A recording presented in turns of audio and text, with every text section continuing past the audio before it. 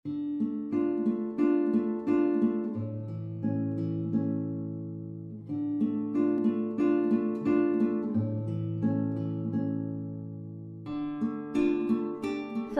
warahmatullahi wabarakatuh. Hai anak-anak semuanya, selamat pagi, selamat masuk kelas kita ya. Kali ini materi kita yaitu tentang IPA ya, ilmu pengetahuan alam.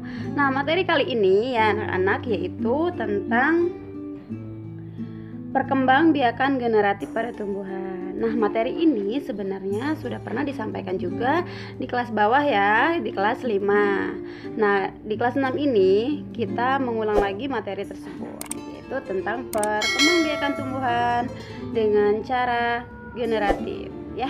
Nah, perkembangbiakan tumbuhan dengan cara generatif adalah perkembangbiakan yang terjadi melalui peleburan sel kelamin jantan dan sel kelamin betina.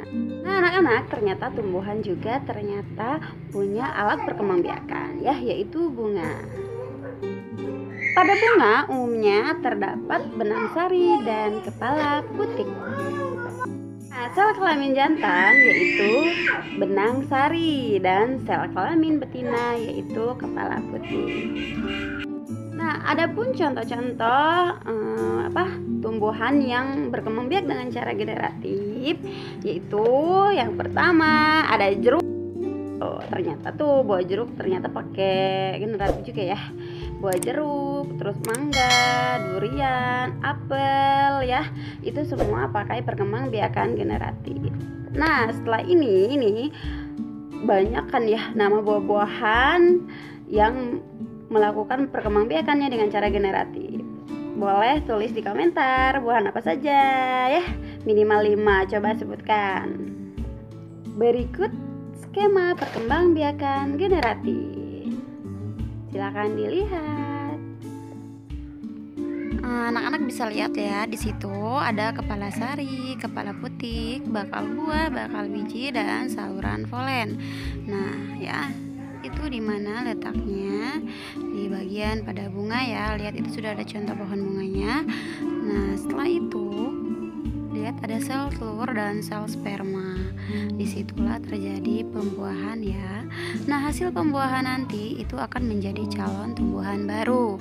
Nah, lihat di skema selanjutnya ada daging buah dan biji dalam buah.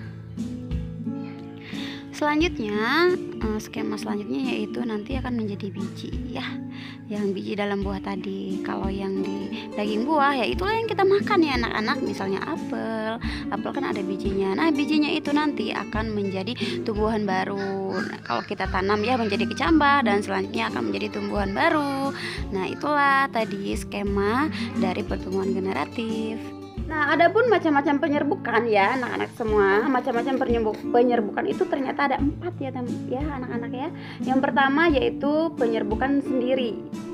Yang kedua penyerbukan tetangga.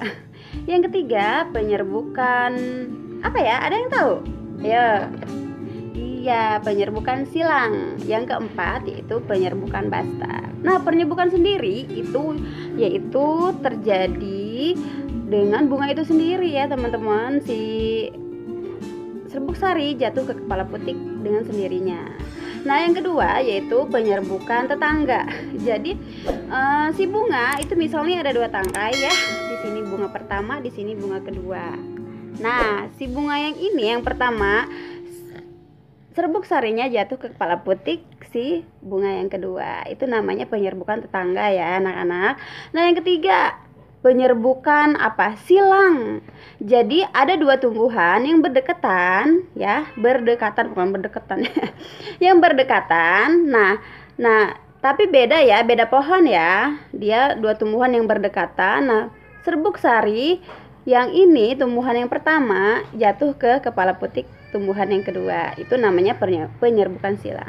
Nah, yang keempat anak-anak yaitu penyerbukan bastar. Penyerbukan bastar ini itu beda varietasnya ya, beda dia. Kalau yang ketiga tadi masih sama. Nah, kalau yang ketiga itu beda. Jadi ada yang tumbuhan bertetanggaan nih, tapi beda varietas ya, atau variasinya beda ya. Variannya beda. Itu benang sarinya itu putik sari, serbuk sari. serbuk sarinya jatuh ke kepala putik ya, tumbuhan yang kedua. Nah, seperti itu. Itulah 4 penyerbukan.